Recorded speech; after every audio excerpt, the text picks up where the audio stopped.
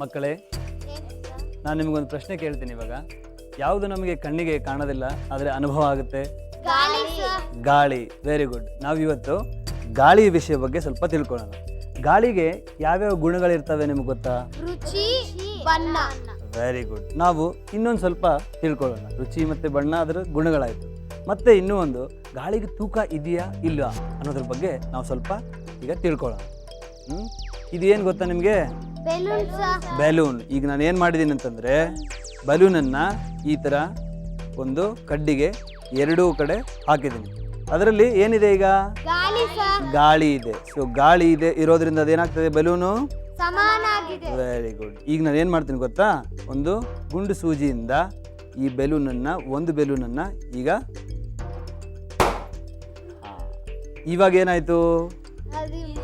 ಈ ಥರ ತಕಡಿ ಈ ಥರ ಕೆಳಗಡೆ ಬಂತು. ಇದರ ಅರ್ಥ ಏನು? ಗಾಳಿಗೆ ಭಾರ ಇದೆ. ಭಾರ ಇರೋದ್ರಿಂದ ಏನಾಯ್ತು? ಈ ಬಲೂನು ಈ ಕಡೆ ಕೆಳಗಡೆ ಬಂತು. ಸೊ ನಿಮ್ಗೆ ಅರ್ಥ ಆಯ್ತಲ್ಲ? ಗಾಳಿಗೆ ತೂಕ ಇದೆ.